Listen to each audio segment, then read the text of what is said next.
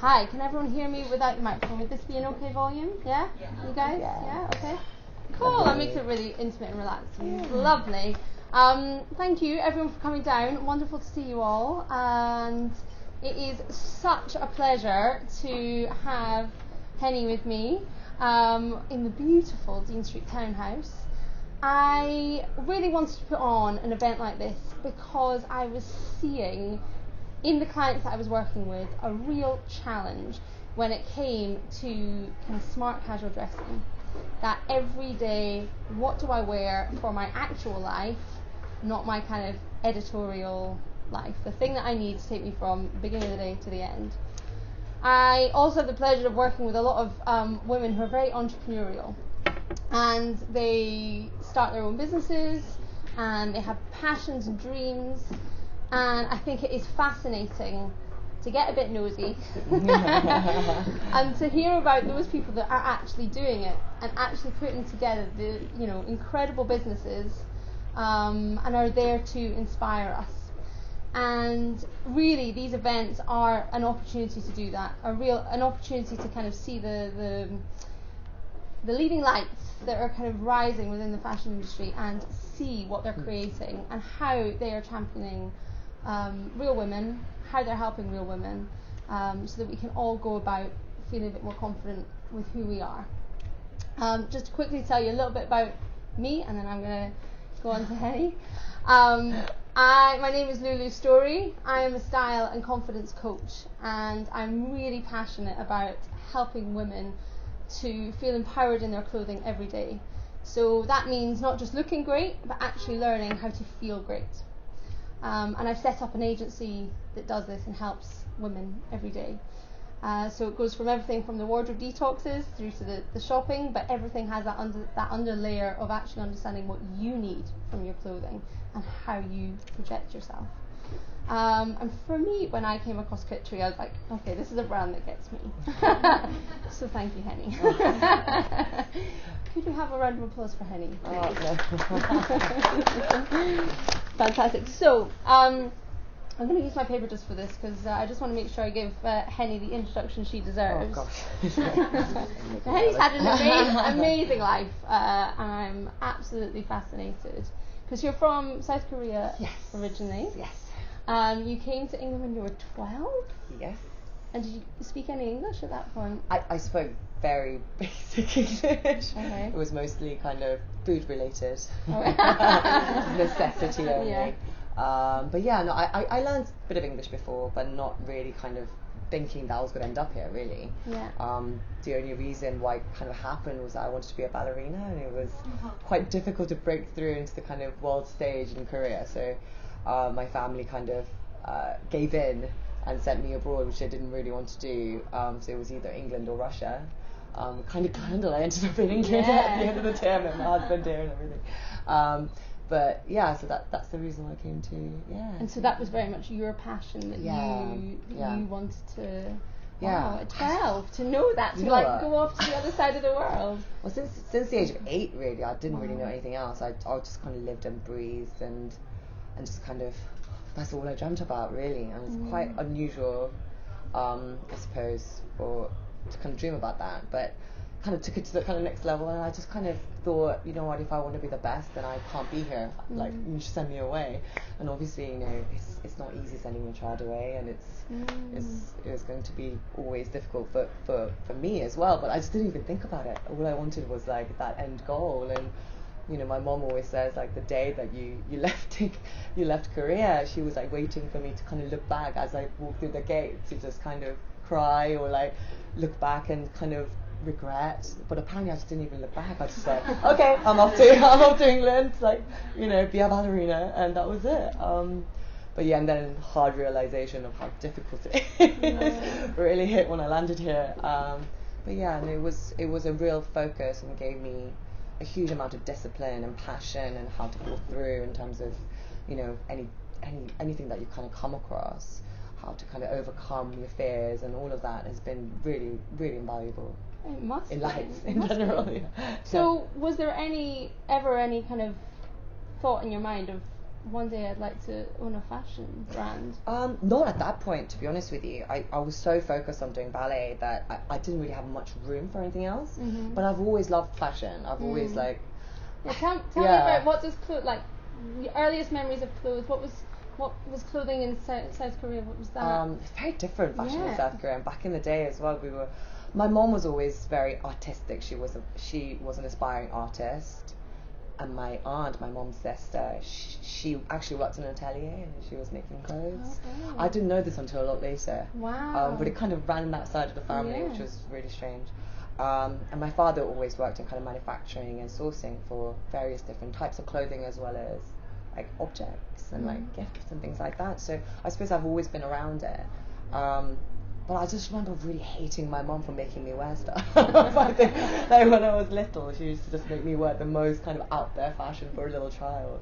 Like the main thing that I remember is like back in the day when Kojo is coming back now. So. Yeah, love a little jumbo cord. Like a camel coloured midi length, almost like pencil skirt, camel skirt that my mom made me wear with like a really like military boots. I was really ahead of its time. And I hated it with a passion. And I just remember like fighting with my mother every morning about what to wear. But I suppose that kind of instilled like a real strong sense of what I don't want to wear. Yeah.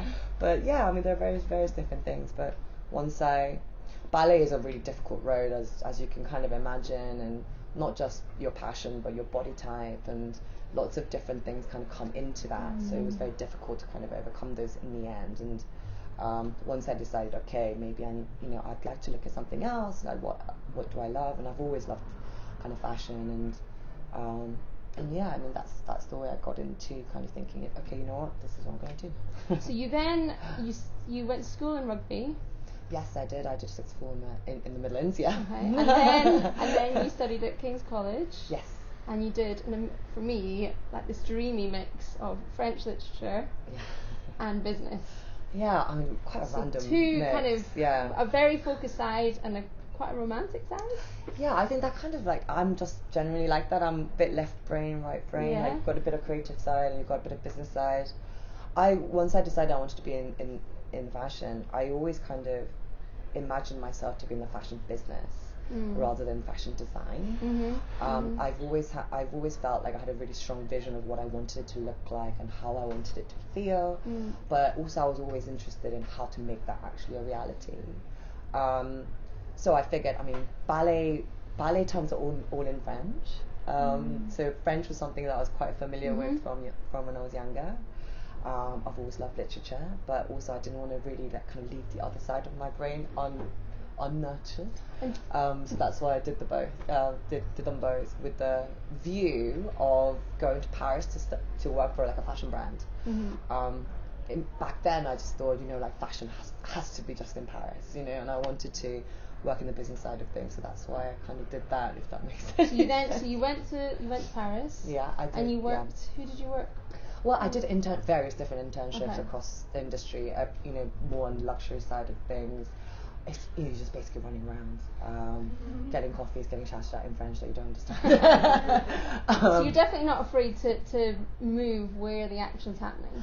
Yeah, I mean, obviously not been a fear of yours. Do you enjoy that adventure and exploring a new culture? I do, and I think I did more when I was younger. Now I kind of appreciate being kind of a little bit more settled, but when I was younger, I just wanted to just experience as much as possible. And getting into fashion industry is notoriously difficult. I just wanted to just kind of throw myself in there and see what sticks, really. And then I came back to London and I finished my degree, and then I just got straight into an internship when I was doing more like marketing and sales. And then it kind of grew into like a financial role as well. And then kind of became like a marketing manager at a very early age. I think it was more to do with luck than anything else, to be honest.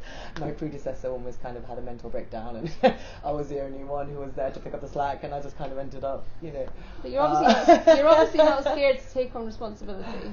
Oh, I think, yeah, in a way, or just.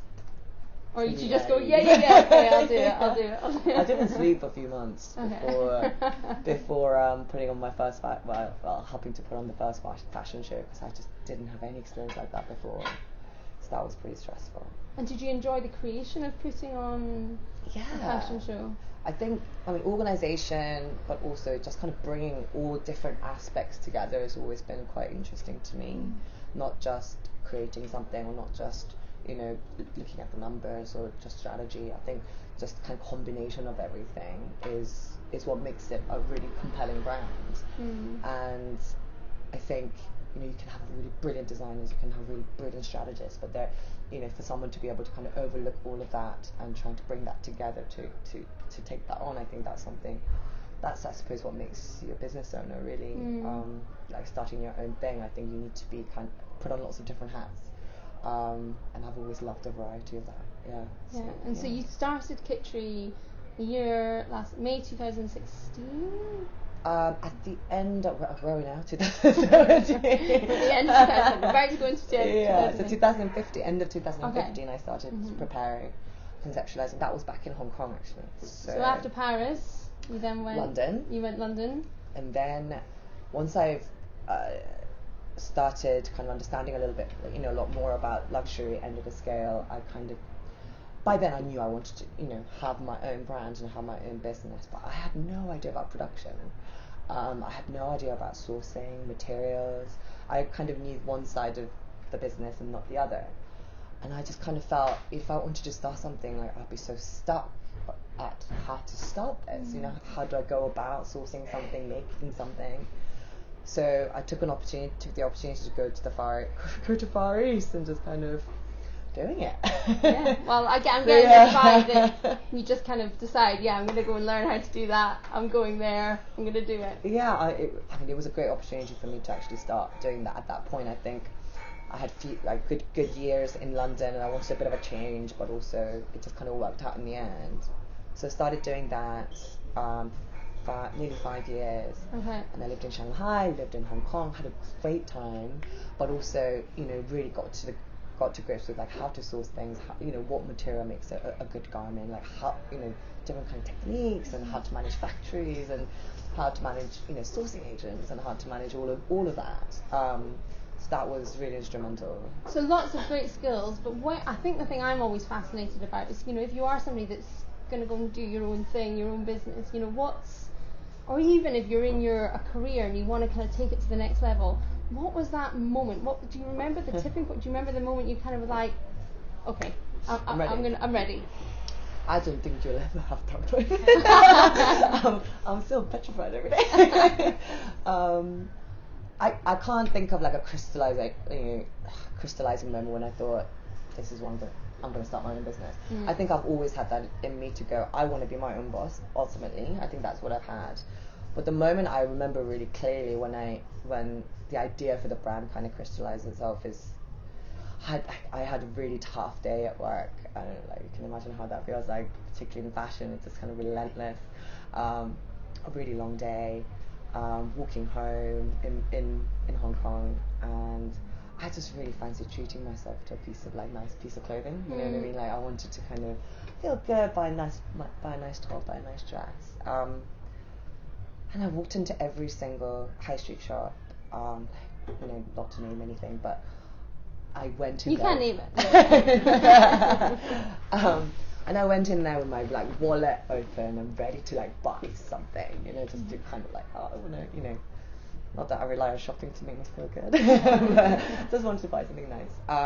And I couldn't find it. I walked into a changing room with an arm full of garments and tried on everything. And I think everybody kind of, you guys get that, right? Sometimes you just kind of wanting to buy something and you can't find anything that you want. Or even if you found something you want, it doesn't fit very nicely, or the quality is not very nice. And particularly working in the industry, it's really blatantly obvious what works and what doesn't. And I just walked out, and I just remember thinking, God, there must be a better way of doing this. I'm here, ready to buy, and these are great brands with great designs and great teams. Why can't I find anything to buy? That was so depressing. What feeling were you trying to kind of bind to? What did you want from the clothes? When you try something on, you're like, oh, this is it. You feel, you don't have to necessarily feel sexy, or you don't have to feel I mean, not even like empowered. I think it's just that special something that you go, this fits me well.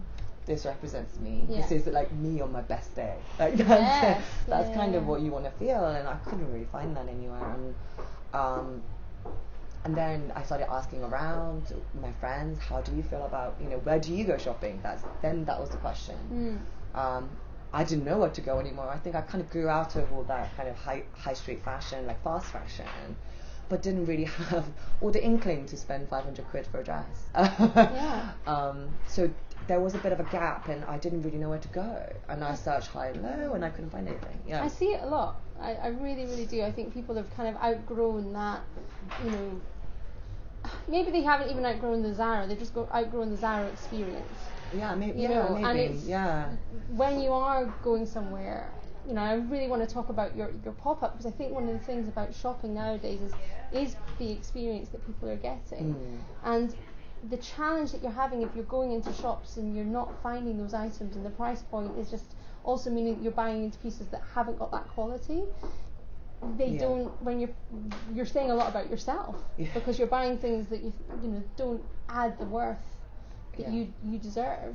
And that is what I find really interesting about Kitri, because you have deliberately put yourself at that kind of top end of the high street, but you've really, the design that you've brought to it doesn't feel high street. Well, this is the thing, really. You kind of, as a customer, I'd want best of both worlds. I want like kind of design experience but at high street prices. I think that's what we kind of try to bring to our customers. But how do you do that in reality? I mean, there are a few things. I think we go directly to our customers. That's one of the main things that I realised working for different ends of the spectrum across the industry. The retail wholesale markup, the retail markup is just 3 times, 4 times, 7 times, sometimes 10 times more than your actual cost price. So say, for example, like our clothes, without like promoting it. No, you can't. It's one of those, it's one of those scenarios where if, we manufacture in the same factory as the bigger kind of contemporary names, but if we were to kind of sell it at wholesale retail prices, then we will be selling at that contemporary, almost like designer level prices. So, our blouses that sells for £65 or £75 will end up being £250 blouse. But I didn't want to do that. I almost wanted to kind of bring like a new idea of retail where fashionability and affordability can meet. And that we're not just reliant on department stores and kind of all these like marketing tools that needs all this money to be able to survive. Maybe a little naively, I mean, it's bloody hard work. But that's what I wanted to see. I mean, I know what garments are, their value, and then it made it increasingly more difficult for me to go to department stores and go, I know how much you buy this for, and I have to pay 10 times that price to wear this. Like, is that really at the end of the day the best use of my money? So that's where we try to kind of sit. I think it is hard for women that are actually sometimes in the industry and have been at that end. It makes me think of a lady I was working with the other week who was worked for a jewellery company, and she didn't really actually own much jewellery herself. And I was like, right, we're going to find some jewellery, and she was looking at it going, oh, but I just know how much it would cost. But so it must be difficult when you do know, and it's so nice to hear that you're passing that on to your customer and making sure that they can buy into kind of that designer feel. I mean, quality is one of those things, but also kind of like, I suppose, quantity and just kind of general attention to detail is another that we really look at. Because, I mean, the one dress that's going to be like on everybody, right, for like a party, and you kind of walk down the street and you go to the nearest tube stop and you kind of have that like a little knowing nod to someone who's wearing the same thing from Zara. Sometimes you kind of have to avoid buying certain pieces because you're going to bump into lots of different people wearing it at the same party. Again, that was one of the kind of irks that I've had with wearing high street. So that's another thing that we really wanted to bring to the table. I wanted to make sure that our designs are produced in limited quantities. I mean, when I say limited, obviously it's not going to be like 2 pieces. It's not couture, but it is in a sense limited enough so that unless you tell all of your friends to buy it at the same time, you're probably not going to ever really bump into anybody wearing it. So that's another kind of thing that elevates elevates the brand, I think, from just being kind of like a high street brand, but also just kind of mindlessly copying designers. I think it's just something that we're really wary of doing. I mean, it's no secret that high streets copy designers, and designers kind of set the way, and high street make it more commercial. And we're under no illusion that we're kind of, you know, bringing out the most radical, transformative silhouettes that nobody's seen before. I think that's not something that we're about. But we want to make sure that we're interpreting the trends and what our customers want in a more original way, if that makes sense. So it's not something that you feel like you've seen 100,000 times before. It's just something that shows you that you know what's going on, without being slave to the trend. It's like a little nod to the trend rather than being head to toe. That's what we want, isn't it? We want to feel like we can communicate ourselves and be confident in what we're wearing and have that awareness of fashion and what's going on, but not feeling like we are completely dependent on it. Yeah, absolutely. So I think that is really wise. And tell me a bit about the Kitri name, because obviously that ties in a little bit with your with your past, doesn't it? Yeah. It's from a ballet called Don Quixote, and she's the main character.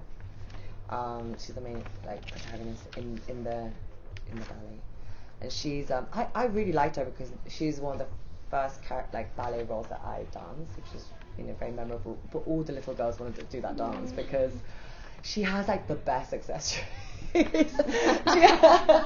has like a fan, she has like a bit of flower in her hair, and she's really feisty, and the music's great. It's kind of based on a Spanish novel of the same name, and it's just about it's normally when you think about a ballet character, it's like a swan or like a princess, or like it's very kind of whimsical and kind of passive in a way. But she's just like a really feisty character. She kind of, I don't know, goes against her father's wish to marry a rich man who she marries for love, and you know, she has like fabulous kind of dances that's really kind of active and really vibrant, and that's the kind of spirit I wanted to embody with the brand, rather than kind of like a wilting wallflower. We wanted, you know, someone who's like, you know, this is what I want to do. I love it. Calling all the rebels in the world, all the women, come together, gather with Kitri. So I think the colour red kind of runs through our brand as well, not just in our branding, but it's that kind of flower, the idea of the flower that she wears in her hair. And red, I think, is just such a passionate and strong colour. That's something that we kind of bring quite often to our collection. Yeah. And talking about colour, I've got to say, did anyone go to the pop-up that they had recently? I mean, it was the most beautiful space that you created. It was absolutely stunning, but it was this amazing kind of dusky pink and burgundy, so really strong with a lot of gold and black. Yeah. What was the pop-up experience like, doing something like that? Oh, it was very different to putting together Econ, and I really enjoyed the process. So we had a pop-up shop for 2 months in Marylebone, on Marylebone High Street, and we had 2 floors, and it was like a really small, intimate, boutique-like space, and we wanted to kind of transform that into a Kitri world, basically. We just didn't want to, even though it was a pop-up, we didn't want to just kind of whitewash it and just put somewhere else in there and just kind of sell clothes. This was the first chance for our customers who has been kind of watching us but wasn't sure because they were so new, or wanted to try on some of our clothes to see what size she was. Like, it was a first physical manifestation of our brand. So we really didn't take that lightly. We made sure that from top to bottom that it was just completely Kitrified, so to speak. That must have been amazing, bringing your kind of brand to life and finding out and working out what Kitrifying meant. Yeah, I had a lot of existential crises going through everything from like the wall color, but like, you know, like we had a lot of pinks, but we wanted to kind of bring like a quite girly but grown-up pink into the room. It was, yeah. We didn't want to just do kind of like the millennial pink. We wanted to see what a grown-up pink would look like and make it feel very decadent but fresh, and grown up kind of salon kind of a feel, not like nail salon, but like a old school kind of French salon kind of a feel. French vibe. Yeah. But it was quite interesting to kind of to see all the clothes kind of coming together as well, because we normally design kind of on a monthly basis, and putting all of that together in one space, kind of we really kind of saw, I suppose we didn't even really think about it, what our DNA really is. And that was really quite fascinating to see how customers kind of interact with that. But yeah, we just wanted to kind of create a candy shop. It ended up looking a little bit like licorice wall sorts, if you can imagine, like really light pink walls, darker pink accents, maroon one going around with like black and white striped floors. It was quite like really striking, and you walked in with like at the end of the wall it was full wall of mirror that kind of extended that black and white on the flooring, or like almost like a kind of like a, what do you call it, like a vision thingy that optic, there it is. So it was really quite interesting to see all of those different parts come together. Hard work. I bet. But beneficial? Absolutely. Yeah. It was just great to meet our customers. Yeah. I think most of all, it was such a like immediate reaction from our customers, and to meet them. And we had some events in there. We had a really interesting talk from different kind of writers and influencers, and we had like VIP shopping events with like cocktails and foods, and And social media and Instagram and things have been really popular, an important part of your marketing. Absolutely. I mean, you've dressed some amazing people. I mean, like the Caroline Issa personal. Absolute muse. The editor of Tank magazine, she wore your check jumpsuit. Yeah, I mean, we were really shocked at that. She wore that on the front row of Prada in Milan, and we were like, oh my god, this is actually happening. So excited. Yeah, we've had really great support. Social media, I think, there are a couple of sides to it that I'm trying to be quite wary of. Obviously, it's like a real amazing tool for new brands to get yourself across and to really kind of communicate what your brand is about through images. But at the same time, it's not a free medium anymore. I think a lot of people kind of assume, oh, it's so great that you can do that for free. No, like Facebook and Facebook in general, they're so savvy that they've made it. I mean, they made it into a system that no longer can you do that for free. But also, all the influencers are getting really savvy, and none of it is really, nothing's for free, so to speak. So you really have to kind of work. Yeah, give us our advice, because I feel like so many of us are probably living online or have businesses that are online. What have you learned about that experience, or what's your take on how you deal with it? I think the more organic it feels, the better it is. But also kind of sticking to a code. I think it really, like, having consistency really works. We've had some times where we kind of diversified a little bit, or kind of diverged a little bit from our core kind of vision, and you definitely see difference in engagement, and also tracking it. I think is very important. Like when you posted it, what time you posted it, like what kind of category it was that you posted it. I mean, it sounds so. Do you enjoy that kind of analytical side of things? I find it. Do you find it really hard? Yeah. I don't find it easy either. Yeah, because I have kind of love-hate relationship with social media.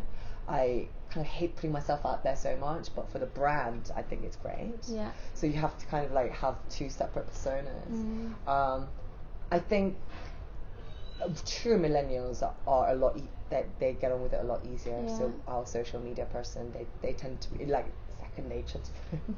So it's almost like you have to like be next to them to learn how easy it is for them. But it's definitely something that I have to work on. It's not something that comes to me very naturally. But yeah, I think it's certainly the most important tool to use. For our pop-up, for example, a lot of people have kind of said, I've been following you on Instagram for years, for like a year, but didn't really kind of, bite the bullet and bought anything. I just saw that you have a pop-up shop, so I came down. So that's the kind of like effect that you can have. Also, really scarily, one of the influencers who came into our store just kind of, because she fancied it, and she was making a story of it on Instagram, and she left after like 10 minutes of like seeing it, and she storied it. And this woman kind of ran into the store like 5 minutes later in like jogging bottoms and like Uggs, and like just with her phone, just like ran inside. I saw that so and so was in here. Is she still here? And I was like, whoa, like that's quite scary. She has just left. But she said like, yeah, I saw this influencer, and she was walking down the street, and I saw that behind her I saw the landmarks that I live just around the corner. So she just put everything down and just ran to the store. So I mean, it's all those things that like you underestimate how engaged people are with it. Yeah. Particularly with certain type of influences that has that kind of influence. Yeah, absolutely. So it is such a powerful tool. Amazing. And so I'd love to hear a little bit more. You mentioned earlier about how every day you feel scared or overwhelmed. What have been the most unexpected challenges that you've faced with starting a business? I'd love things that you hadn't anticipated would maybe come up. People management. Yeah, like without a doubt. Yeah. That's been the most challenging, I think. I've had teams before. Yeah. I've managed smaller teams. Yeah. Now we're growing, and also we have quite a young team, and we love that dynamic kind of a like group. Yeah. And I really believe in kind of developing people and feeding off the energy of each other, and collaboration. I think it's super important, particularly if you're trying to build something like we are trying to do. A sense of community and what really kind of captures people's imagination. But it does come with a lot of like expectations, and people expect different things from their career and from that kind of intrinsic value that they put into their work. And I've always been one of those people who just do it until you pass out, basically. Like it's one of those, it's one of those things. Expect that. You do kind of like carry on going. And another thing is, of course, like you're the business owner, so it means so much more to you. So it's hard. As the business owner, do you, maybe is a better question, do you look after yourself and your own energy levels? How do you make sure that you don't burn out? I found it really difficult in the beginning, and I still find it very difficult to switch off, because another thing about fashion is that you can't avoid it. Like I'm sitting here like literally looking at you guys and clocking what you guys are wearing. Like there's nothing I can say, not in a judgmental way, but like, oh, maybe we should be doing that color, or like maybe there's a theme here, like maybe we should be looking at this. So sometimes when I'm like walking, it gets really distracting, or your hobby is looking at Instagram, or your hobby is looking at Facebook, and you just constantly are bombarded by it. So it's not like I work in aviation, and do you know what I mean? Like, and it doesn't come away from those places. Yeah, exactly. Yeah. You don't come across that very often, But if your hobby is also your job, as amazing as that is, it's going to be doubly difficult to switch off. Yeah. And that's something that I've always loved, but now that the pressure's on and there's like a lot hanging on it. So is your answer it gets, you don't switch off? Pretty much no. Yeah. I do try that. I mean, I think I'm getting a little bit better at kind of taking time to myself. Before, I just kind of always felt really guilty about not being in the office all the time, and I'm not a morning person. I find it really difficult in the morning. So come alive at like 5 o'clock. I come alive around like 11. But in the mornings, like I will take some time off in the morning just to kind of get my thought together, write things down, plan. Because I think in the beginning I always felt like I was the one who has to drive everything and doing the actual job. But as your team grows and you have to look forward into the future, your responsibility to your team is that you're looking ahead, and you're imagining and you're thinking about how you can take the company forward, not fighting not fighting the battle in the ground. I do that too, but it's more like if I don't think ahead and go, what are we doing in 6 months' time? What are we doing in 12 months' time? What are we doing next month even? Then that's no good to not have a leader, so to speak. And that kind of space can only come from having a little bit of space, and that's something that's been really useful to have from my business partner. He's a lot older, a lot more experienced, and he just says, listen, like it's no good if you're not inspired, and you have to take that time for yourself to be able to breathe and think outside the box. I used to feel guilty about that, but I'm getting better at it. Yeah. So two questions there that have come up for me. So you're really feeling that your role is starting to shift now. Do you feel even in the last kind of 6 months that your role within the business is becoming that kind of the planner, you're looking ahead more? Yeah, I think it's because we had a year of planning before we launched, so I was kind of doing it by myself, and I planned it, and then by the time we kind of got into making it, then I was kind of running, and our team was smaller, and I bit of a control freak. I think if you ask my husband, he will literally say I'm the biggest control freak in the world. And it's like my marketing manager's laughing in the corner. I always think that I'm really easygoing, but apparently not. But maybe that's what you need to be able to run a but in the beginning you kind of want to make sure, not necessarily control everything, but you want to make sure that everything's kind of done in the way that you imagined, and make sure that you're collaborating enough so that they can take it to the next level. But once you've kind of done that, it's almost like what you've planned for the year has kind of now happened, and now I have to continue going forward. Momentum. So it's about dividing the time to kind of give myself enough headspace, but also help the team run and execute. Yeah. And the other thing that came up for me, I think often when we are setting out on our own and doing our own ventures and businesses, finding that team around us can be quite challenging. And you just mentioned that you've got a business partner. Have you got mentors that you work with? How have you ensured that you've got the support? Yeah, what, I think it's been interesting that I found it really difficult to find a mentor, and that's all I wanted when I was younger. I've learned immense amount from my past bosses and managers, and I think it's been really interesting. But actually my real mentor is my business partner now. He's the one that kind of believed in me from the beginning, and he's got such wealth of experience that he's been really able to guide me through some of the more kind of difficult postures that we face, and I'm sure we will face. But you know what, the most rewarding part of the last kind of 12 months has been kind of collaborating with our team. And I think it's amazing because if you think about it, I put my team together without our brand being actually a thing. I approached people, I interviewed people, I asked people to join me without even a name, really, like to put on it, like I was like, I'm starting this brand, like come join me.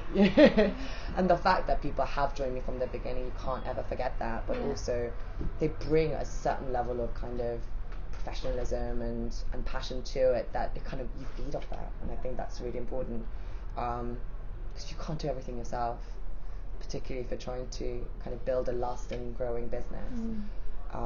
And our team has been absolutely fantastic and instrumental in doing that. It's just managing a group of them, the dynamics of that can be quite tricky, and that is the biggest part of managing people that I find difficult. But individually and together as a whole team, I think it's been incredibly rewarding as well. So how do you keep I think if we have got teams around us and we're kind of keeping the morale going, what's your way of keeping everyone? I've had some big lessons to learn in the last year, so I don't know whether I'm the best at it yet. I think what's so interesting is that when you are at the beginning of a business, or you're growing your career, finding out how other people have, even the mistakes that have been made or the success that they've had, it's so enriching for other people to take that away. And maybe it's just tequila that keeps everyone going, or our team drinks are quite notorious for tequila. I don't know why. I think it's probably because I like it. But I think I'm more of a soft manager than I am of that kind of slave driver. I am demanding, don't get me wrong. I think you kind of have to be also to bring the best out of your employees. They don't want to be just coddled, I don't think. Everybody who's ambitious and who wants to do well, they want to be pushed, and I think they should want to be pushed. But I think particularly with the younger demographic, the kind of old management skills don't necessarily work. That's what I'm finding. Some of my older kind of managers are some of our mentors, the way that they kind of deal with managers, they deal with their team members, has kind of backfired a little bit sometimes.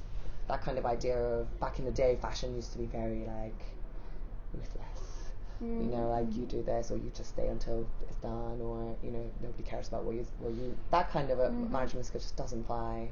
And I've never been one of those people, only because I've been at the receiving end of that. And it does not feel good, and also it just breaks you even if you're ambitious. So do you think empathy plays quite a big role in your management? Absolutely. Yeah. I don't know, I think without sounding cheesy, like you don't want to be their friends necessarily, but I think the sense of collaboration is really important, that they're being heard, and that you that you care, and that you're not, like, I know I'm not the best at everything that I had my hands on. I can't be, how could I? Like, and kind of talking that through with people and making sure that they feel valued, I think, is the most important thing, and it's underestimated. And when it comes to your team, I'm really interested about what the dressing expectation is, because one of the points of putting this together was also this kind of smart, casual world that we do live in, and getting dressed every day for kind of work and play. I feel that's what a lot of people struggle with, is that kind of, I don't have to be overly smart, but I don't have to be too super casual. What's your take with? Are there any rules within Kitri headquarters? Well, no, but someone did push it.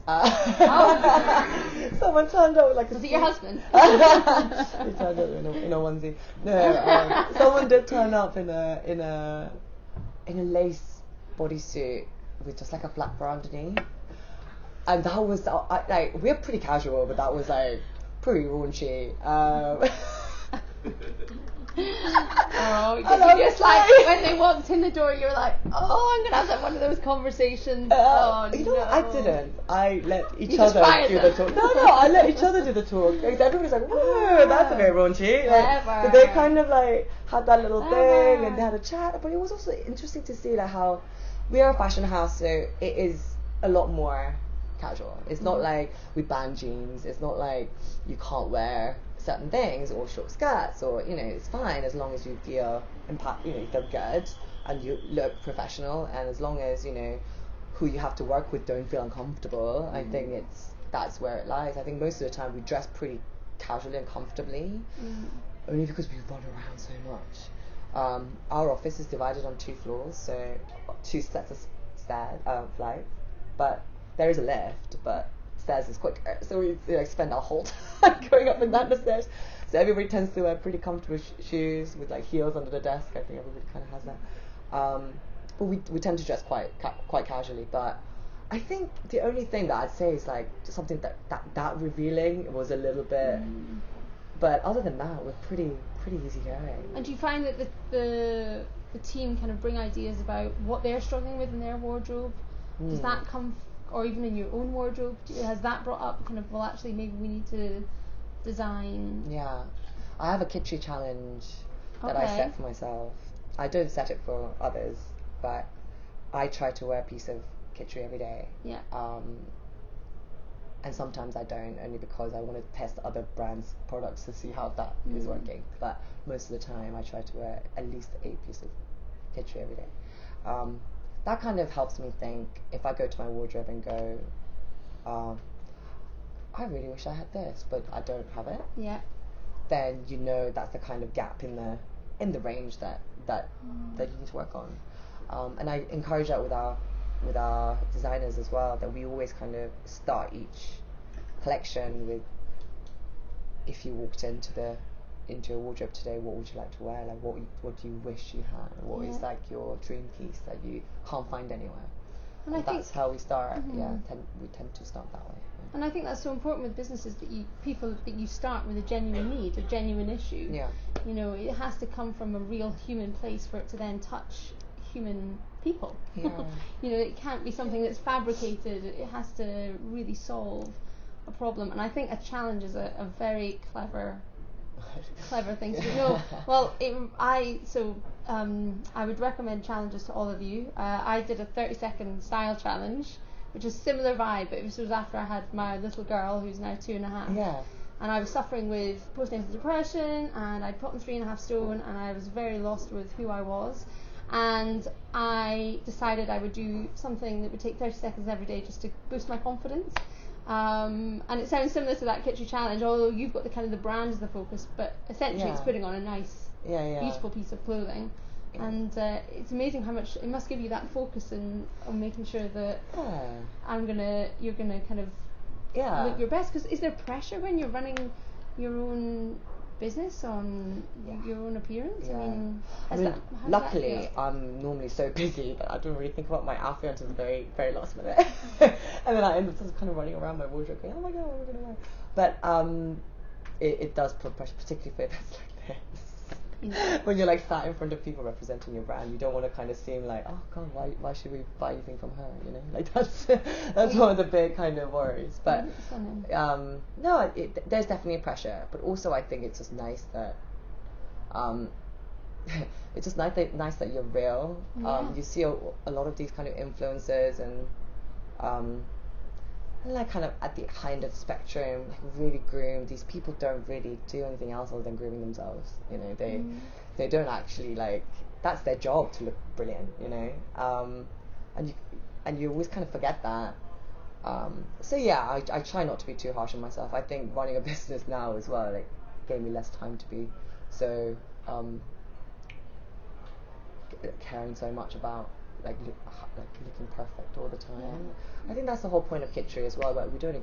It's not the kind of piece that should take over your personality. It should be the pieces that fit into your life, make you feel comfortable, make you feel confident, and you really don't have to think about that much. Like you can just kind of chuck on, and you know you're gonna look put together. And I think that's kind of what women have so little time now. I mean, you have a child, you know. Doing school runs and running a business and trying to look presentable can be like a huge massive challenge. And if you've got these key pieces and they go well together and they are practical but also stylish, like that's what you want, isn't it? So I suppose that's what we're trying to do. Well, I'm itching to show you all the clothes. I suppose I just want to last question is ask you, what's the future? Where is Kitri going? What should we be looking out for?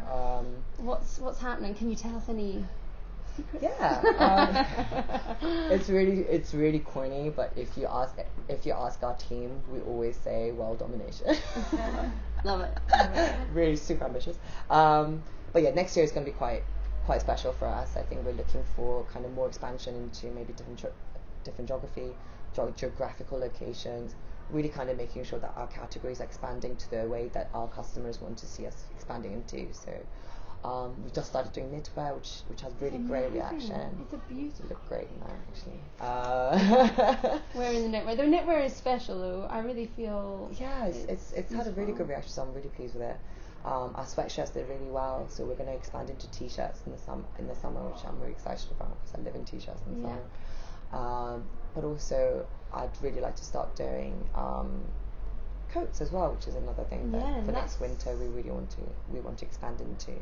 But other than that, it's just kind of serving our customers the best way that we can. We would really love to do another pop-up shop or open up even a permanent shop if we can.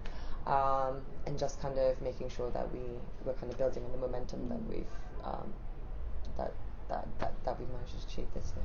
Amazing, fantastic! Wow, I would love for us to talk through the clothes, and it is amazing to have obviously Haeni here to kind of tell us all the inside details on the clothes that she kind of knows from going through. So I suppose first of all, we're both wearing Kitri. This is a beautiful merino wool roll neck with this amazing cutout. Actually, I should just say, how's the temperature in here? Should we close the window? Do you guys? Are you? You're freezing. Letty, do you mind closing it? Thank you. We're so paranoid. I did an event last week, and it was like a sauna inside. So I was super paranoid about it being too hot here today. And then I've got this vinyl skirt on, which is very high-waisted, but I love it, and it doubles it. It's great. And you can actually walk in it, which is great. There's so many pencil skirts you're like, kind of like shuffling If you need a longer strap, you can unzip a little bit. The trouser's beautiful, and I feel like you were telling me that you did loads of research on the least squeaky. These are the things that actually, that's actually true. I really wanted to do PVC trousers, but the ones that were on the high street or like designer, they all tend to be like really skinny tight. I didn't quite fancy that. I wanted something a little bit more kind of loose fit and stylish, and so we decided to just make it. So it's a little bit like a tapered style with a zip with a ring pull, similar to the one that Lulu's wearing now. We've got lots of different PVCs, and we were just trying. We didn't realise how squeaky they were going to be until we got into our fitting. So we got loads of different ones, and we had our fit model walk up and down. She must have thought we were mental. Just doing the squeak test, and like, is that squeakier than the other ones? So we got the least squeaky out of them that we could find. But the nature of the fabric is that it is always going to be squeaky. But it's just, some of them were a little bit more sticky as well, so you have to really get the right one. But yeah, I mean, we've had really good reactions on those, so very pleased with having. And then you've got some beautiful kind of pajama style. Yeah, love a good pajama. Yeah, so one of the big things is that is comfort, isn't it, for you? And you do a lot of these kind of wide legs. So we've got these beautiful pajamas. So you might be able to see it more on the red. Can you see like the peacock? It's like a feather jacquard that we've really worked on. It's just subtle. It shows more on the red, but it's had a really good reaction. It's like a lovely sheen to it. It falls so beautifully. So we've designed a few different items based around that jacquard. So you've got the trousers, and I think there's a pajama top as well that you can wear. It's like a jacket / top, and you can wear it kind of unbuttoned if you'd like, with a top underneath. I quite like wearing it with a t-shirt and a red over the top. It's quite like a chic party look, I think. Because I've always hated wearing really tight dresses to parties. Like, it's just after the age of about 19, I kind of grow out of wearing like really skin tight things. But I've always like admired like women who can just walk into a room with like just wide leg trousers and like a t-shirt and just like look amazing. And that's the kind of look we're going for, kind of loose but confident and comfortable. Yeah. And not like a trussed up. And I think the role of a woman is changing. I mean, there is such a shift at the moment with how women are dressing. It has got a lot more comfort and even maybe a slightly more masculine edge. You know, I think always showcasing our sexy feminine side, it's becoming a bit kind of passé. And actually being able to wear something that still makes you feel put together but comfortable is empowering. Okay, because I love that knitwear because I think collarbone is so good on women. It's just like such a nice kind of peek into like sensuality. And off the shoulder has been really, really big for a while. Yes, you've also got, I love this idea, you know, again, this kind of stepping away from like cleavage or loads of leg, you know, this is this stunning kind of off the shoulder. It's almost like a sailor, sailor top. Yeah, in a way. But it has this kind of off the shoulder, so you can show a bit of skin. Again, that comes with like that's one of our silk pieces, and it comes with the same shape as this, but in silk and black. So that's kind of like a set. And just imagine it with like a great pair of earrings and red lip. Like this. And maybe a way to kind of reinvent the suit. Yeah, exactly. You know, not having to always do something so tailored and structured. But they are also very strong on their own. You know, I think a top like this with jeans. Exactly, could look really great. And I almost feel like you could maybe do a roll neck, a fine roll neck underneath the day, possibly, and then take the roll neck out for going out for the evening. But your detail is beautiful, like the cuffs and the button. You know, it's almost like a shirt that we wanted to make it into like an evening thing. One of my favourite pieces in the wardrobe is shirting, so I've always loved like tuxedo shirts and like classic shirts with a little bit of a twist, and even in our softs I think we like kind of carrying forward a little bit of like shirting detail. So this kind of silk covered button with a big cuff, I think it's quite chic for an evening as well, particularly in silk, which is a little bit more. And you guys definitely seem to play with kind of texture of fabric as opposed to print.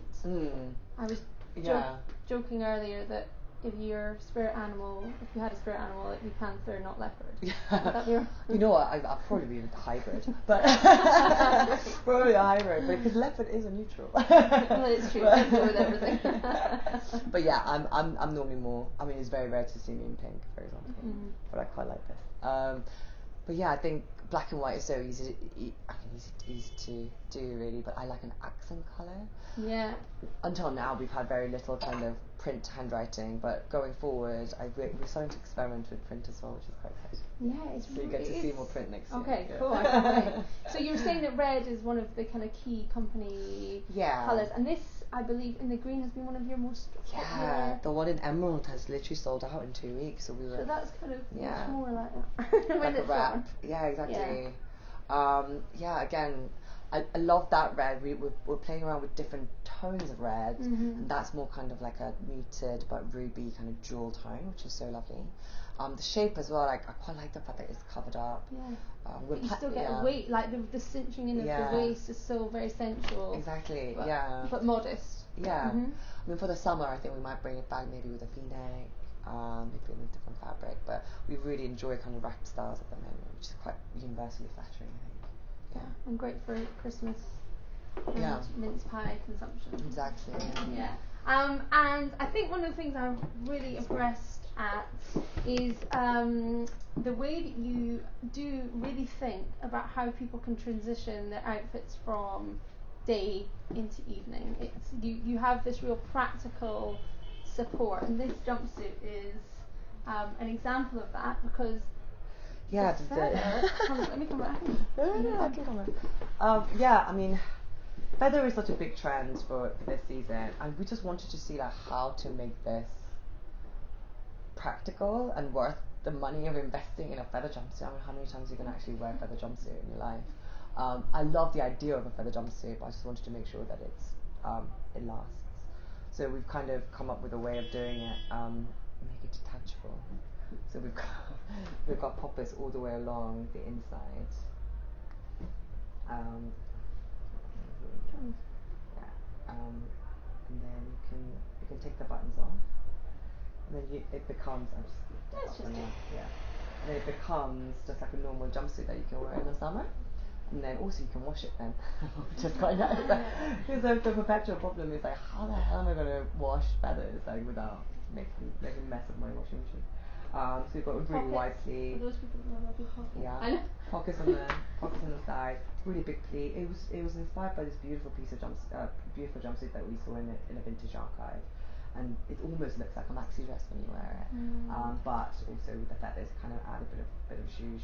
You can wear it kind of off the shoulder, you can wear it on the shoulder like that. Or if you don't like it, then just take it off altogether. And do you do that quite a bit? Do you go Do you go into kind of vintage stores and we love vintage. Yeah. And actually, one of our designers has like quite extensive vintage archive, so it becomes quite handy. She has this thing where like goes on eBay and always buys vintage. And how did you find your designers? I didn't even ask how did you build that relationship? I mean, some of them have been with me for 3 or 4 years, so we've really kind of worked together for a long time. But yeah, I mean, recruitment, I suppose, but it's just trying to find someone who has like similar kind of code and what you imagine could be your woman's dream designs. That's happening. Amazing. So on the note of transitioning, this silver lame is just love it. Inner disco diva. Yeah. But this is another one that you can take from everyday because you've got. You're gonna have to help me on this one. Remind me how. Oh, here it is. Yeah, the idea of it was that you can wear. I mean, it is a metallic lame, so you have to be quite brave to wear it to the office. But during the day you can wear it, and then in the evening.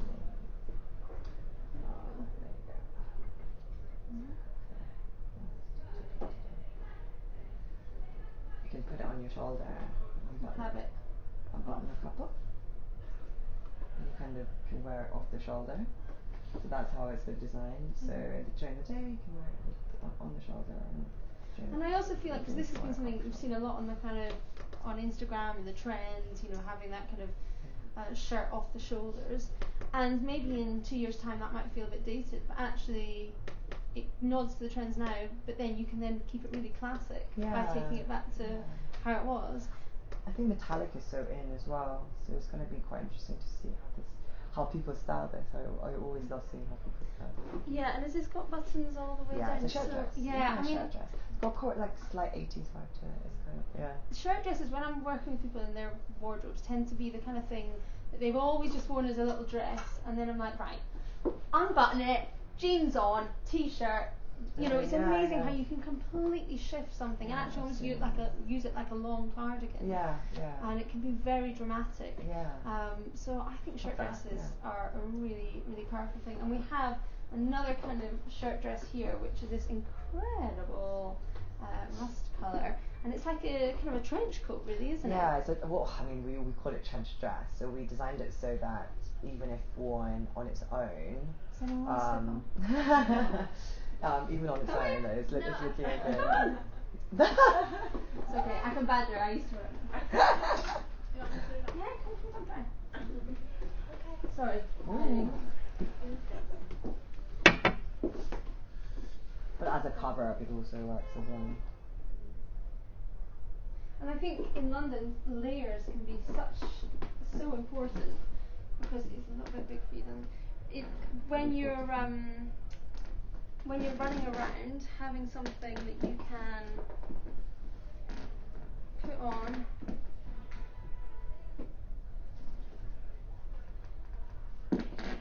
Feel good? Do you want to stroke yourself? Yeah. Love that. That's lovely colouring actually. With your hair. And I feel like does it feel comfortable? Yeah, absolutely. It feels amazing. I love the neckline. The colour's beautiful. And then you can wear it as a cover up, or you can wear it just as a dress if you dare. Yeah. I know. The power of doing it, and then you can always do it behind as well. Then you'll see the waist a bit more. Yeah, I love that kind of thing. You could then do knee-high boot and have it as a dress. Yeah, exactly. Yeah, I'll pop this to make sure that your modesty. Useful. Thank you. And so the other silks, you've got this amazing golden colour, which the detail in the sleeves. We like sleeve detail, and I think sleeve detail has been so big for the last kind of year, so we really enjoy kind of playing around with different aspects of the sleeve, whether it's the top or the bottom or whether it's volume. So yeah, I mean this is great with actually PVC. The kind of look of the shine of it and the toughening like a silk blouse with PVC always works, I think, with leather and PVC. Yeah. The trousers as well, though, it looks really good. Yeah. It's just stunning, and I suppose having these pops of colour, you know, this feels very different. I feel like I've not really seen. I feel like I've not really seen a lot of these kind of golden oak tones. Yeah, it's beautiful. It's hard trying to find the right tone of golden. I mean, we had a yellow, like a really sunshine yellow dress in the summer that worked so well for us and our customers loved. And it took us a long time to find that tone of yellow, and similar with this one. Like we really tried to make sure that it complements and suits every skin tone. So we had this thing where we just walk around the office and wrapping it around each other and making sure that it works on lots of different tones. But yeah, this one I think is festive as well, but also during the year, throughout the year. It's muted enough for you to be able to kind of wear it. And a good neutral. I mean, great with your blacks, your navies. You could even kind of go kind of heads to one colour and go kind of orange and gold, which is really fab. So yeah, no, I think that's stunning. And then I think we need to talk a little bit more about some of your fantastic kind of pieces. Jumpsuits have been a big category for us, and I think it's just because it's so easy to throw on and go and not to really worry about it. This is taken from one of our best-selling silhouettes. We had it in pinstripe before, which really worked well during in spring. For winter, we wanted to kind of transform it into kind of multifunctional tux jumpsuit. So you can wear it during the day to the office with some trainers if you'd like, and like a t-shirt underneath. Put a coat on it, and then in the evening you can just kind of change into heels and put on lipstick and some jewelry, and it's like a really chic kind of evening wear. So that's something that we really look at. Which I think you said it really well today when you were thinking about how you mentioned something about you don't have to change. You can wear Kitri clothes in the beginning of the day. Yeah, so one of the things I thought was quite interesting to me today, I left the house at I think it was about midday, and I had trainers on with this, and actually I had a nude lip, and I felt really empowered at the start of my day. And I think sometimes when we step into our evening, we suddenly feel like we have to become empowered at that point. but our clothes should really help us feel dynamic, or they should help us feel vibrant or enthusiastic or whatever it is we need to feel. But it can start at the beginning of the day as well as the end. And not just saving the best bits for the evening. And I mean, jumpsuits are just, apart from the toilet. But I'm kind of okay to suffer for things like that. I don't mind. But I think they are practical. And if you are in a physical job or you're running around, I think they can really help you look chic. And also, if you're not maybe a suit person but you want to have that tailoring, I think they tick the box then too. I just like the fact that, I mean, how many of us actually have time at the end of the day to go home, get changed? Great song. But how many, you know. This is our background noise when when we wear our tux. Think about Kitri. No, it's power. But yeah, I mean, you don't get to go home and change all the time, and I think it's just really nice to be able to not carry around like multiple bags with you all the time. Just have some heels at work, put it on, and then you're okay. And that's really nice thing about jumpsuits, that you can do both. And we've not really talked about price. What price are we looking at for a jumpsuit like this? This will be £125, which is, I think, a bargain.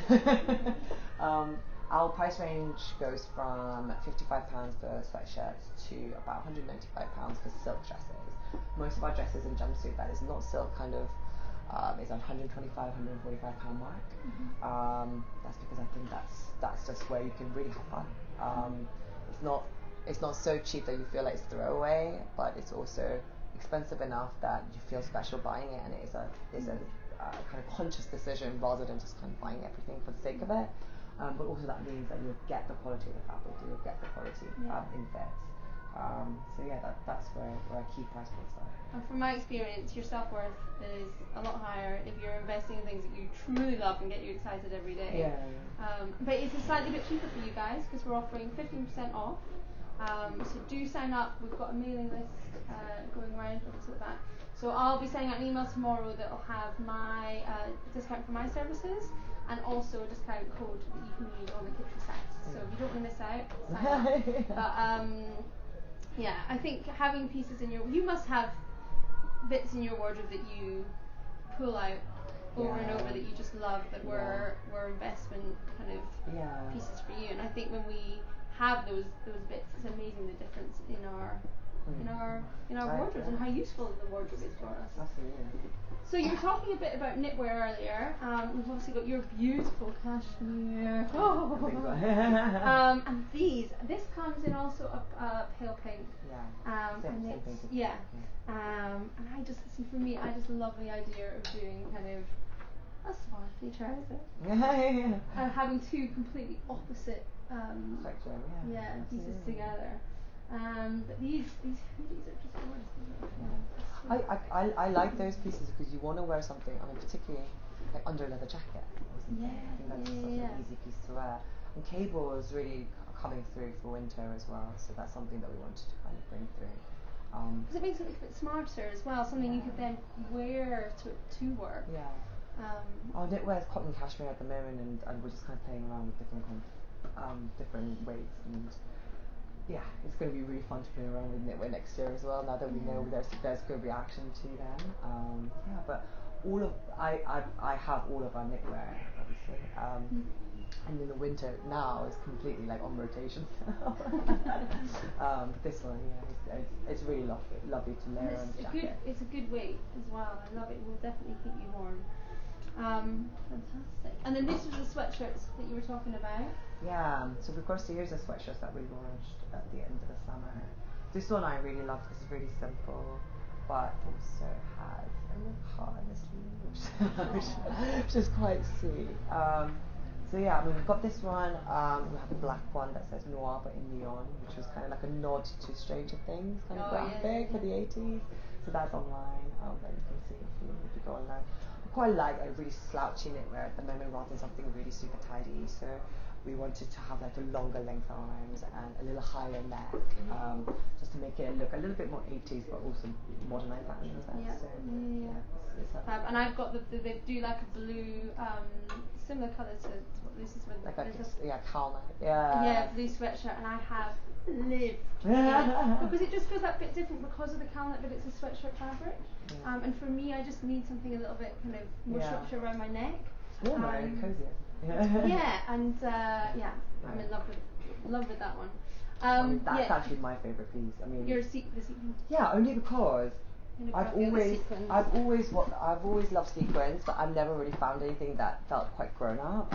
You don't want to have that kind of like misguided connotation to wearing sequins or like Kardashians, although they are quite chic these days. It's just something that you wanted to kind of inject into your wardrobe without going like full on. So we've got everything from kind of like something that you can wear with knit, like I'm doing right now. Again, like quite a nice party look, or even what you're wearing, and like a little sequin top as well, which is like really wearable with jeans or like with black trousers, because it's a little bit more fun. The tone of it you can't really see from this light, but it's like a really pretty kind of champagne gold, like pinky colour, which we spent quite a long time finding. So not just like tacky gold or like silver, you wanted to have like a sense of like purpose to the sequin. And then the one that Lily's holding right now, that one is kind of like your New Year's Eve dress. So one shoulder, asymmetric. Slight fishtail. So it's got a little bit of volume so that it swings when you dance. Longer line sleeves so that it still feels a little bit modest. A nice little detail with like the split cuff. Yeah. Really it's like super flattering but really comfortable. And like really stand out from the crowd. Amazing. And then I think the only thing we haven't discussed is your lovely, beautiful, and these have just come out this week, I think. Yes, they have, These tux trousers, which are such a staple in the wardrobe. Again, I just wanted to make them for myself, really. So it's like filling out gaps. But black trousers, I mean, you can't go wrong with black trousers. But also like that kind of tux band. But I wanted one in like a soft fabric. So this is our kind of satin back crepe, which drapes really beautifully. And we've kind of reversed it on the side so that you can you have that kind of band and like a little trim details all the way along the side as well as the pocket. Little notch at the bottom as well, and it's kind of like nice tapered leg. Because normally, like if you think about tux trousers, they're kind of like stiff tailoring fabric, and they do feel very suity. But I wanted to have something a little bit more fluid and something that you could just wear with a tee and like heels, and that would still look really quite cool. Drapey, comfortable. And this is what I think is so exciting about what you're doing, because something like that is such a classic piece, but yet you've got other pieces which feel so on trend, and it's for me a very exciting, genuinely very exciting to have somewhere that you can go and find both of those. So we very welcome you to come and have a little look at these afterwards. But I think that brings us to time. Thank you so much. Thank you. Big thank you to all of you that are here. And if you've got any questions, just come ask us. Big thank you to the Soho House team. Thank you very much, and for creating our amazing signature cocktail. I can't wait to try it, the Kitri and thank you to Letty, who's been working with me. And it's wonderful to have you here. So have a wonderful evening, and thank you, Haeni, once again. Oh, thank you, and thank you guys for coming. Thank you. Thank you. Yeah, I know. I'm a little bit.